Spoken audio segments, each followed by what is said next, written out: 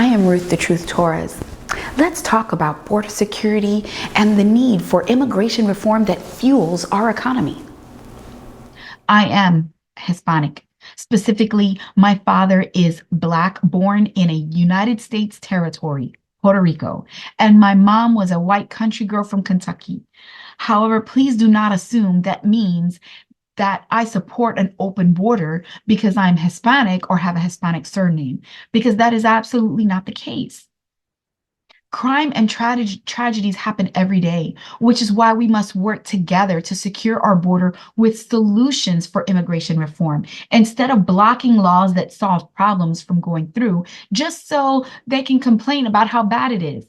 It is bad, but that's why we need balanced solutions, not extremes of open borders with expensive chaos, nor inhumane or unconstitutional treatment.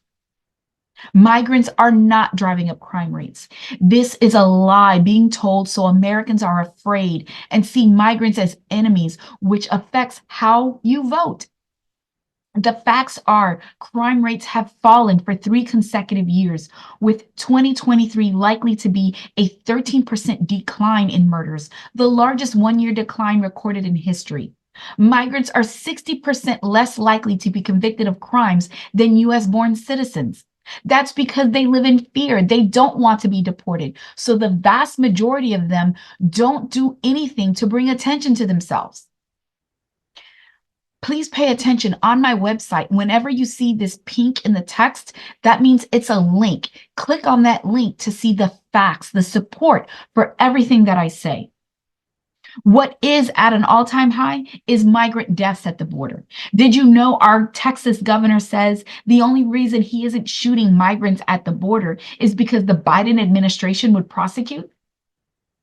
Isn't this immigration rhetoric calling migrants illegal animals directly from Hitler's playbook to dehumanize and justify murder, laying the groundwork for Holocaust 2.0? Don't you think if the prior administration is reelected, migrant murders will be applauded, especially when it has already been promised that the greatest deportation in history, ripping apart families and taking millions of workers out of our economy to work camps, will begin on Inauguration Day? Do you think the Texas governor spending already over $148 million in taxpayer money for buses is just for political theater and campaign kickback? Or is he building process and infrastructure to take people they don't like to work camps? Don't think that they'll stop at migrants, because that's exactly what people thought when they supported Hitler, that it didn't affect them until it did. Imagine the impact on children, families, businesses, our economy, lawsuits, instability, such a massive, ill-planned, sudden removal of the workforce this action would cause. Listen, all discrimination isn't a complaint against the person, but against our mutual creator. Isn't it time we stop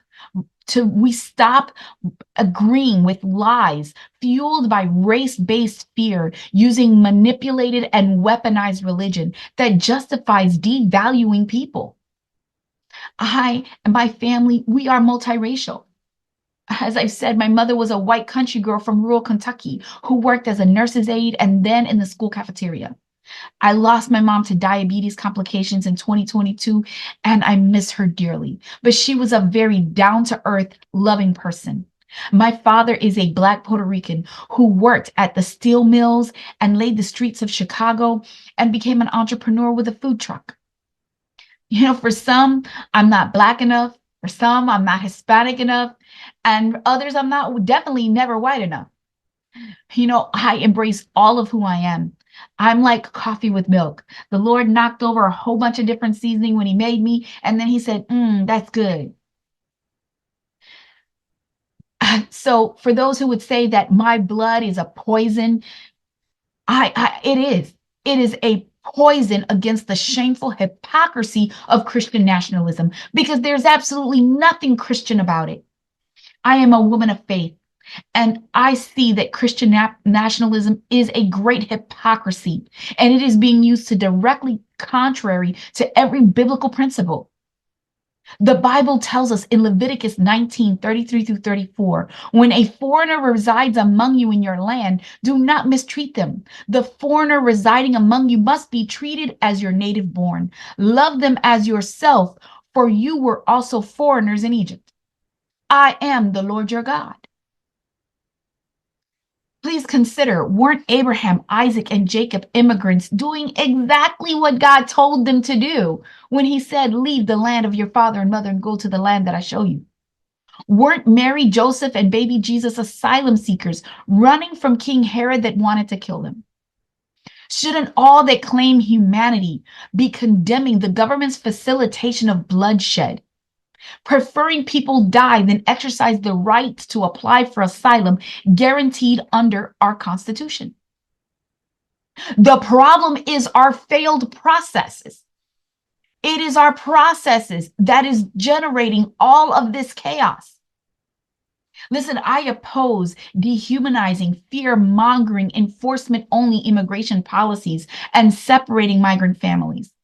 I will work for bipartisan solutions that have been blocked by the incumbent Lance Gooden and all others working against our best interest.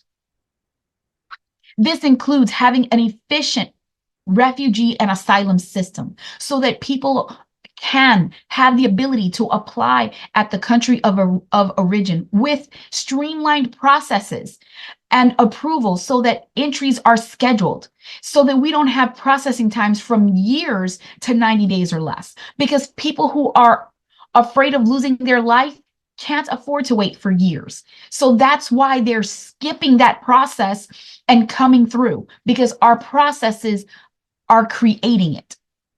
We need immediate temporary work visas from the time people walk across our border so that they are working for financial independence. That's why we're giving them taxpayer benefits that American citizens don't have, because we are forcing them to wait a minimum of 6 months or longer to have the ability to work. So that's why that's why those benefits are being handed out. So we've got to give them the ability to work, and ability to get a driver's license and buy car insurance so our roads are safer and it decreases our car insurance. This will eliminate paying benefits that are unavailable to U.S. citizens. I agree, that is not acceptable. We should treat them like our own, but not better than our own. If they come here to work, we need to let them to go work. We need a new quota system that hasn't been updated in a long time. However, it needs to be based not on a flat numerical amount, but on a data-driven formula based on our unemployment rate in the specific cities and areas that need workers. So this formula drives sponsorship and approval with immediate permits in hand, sending workers to the areas where the jobs are at that need them and the resources are ready for them, not just so they get to go wherever they want to. And we have concentrations of people that are killing specific areas.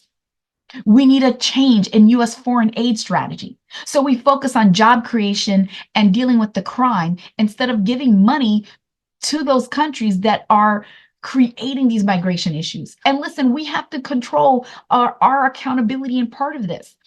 That crime that is occurring, a lot of it is because they are supplying our demand for illegal drugs. And then it's our guns that they have that is creating this environment that is causing people to be afraid and then try to run to us where it is safer. It's situations that we have contributed to. So we own it. We have to bring back our deported U.S. veterans back home. And we need to end return to country of origin policies. Folks are already in the U.S. Let's not increase the barriers and the process and the cost. Let's deal with this in efficient processes. And we need to give a pathway to citizenship for our DACA. These are children that were brought to the U.S. We've invested in them. We've raised them with our investment, and we need them. They are our workers and our future generation. We need to treat them fairly. And this is absolutely biblically grounded. Listen, the people of District 5 and Texas deserve a secure border and a workforce that is needed to fuel our economy and fund Social Security. Because when folks are working, not under the table, but legal working, they are paying taxes into our system, which protects our Social Security for our senior citizens. This is immigration reform solutions with efficient, humane processes that align our values and principles and bring us the results that are in our best interest. Thank you for taking the time to talk with me. Please connect on social media, subscribe to the newsletter, and sign up to volunteer on the Get Involved page above. I look forward to connecting with you and seeing you vote for Ruth the Truth Torres for U.S. Congress, Texas District 5, allowing me to work for the policies you deserve.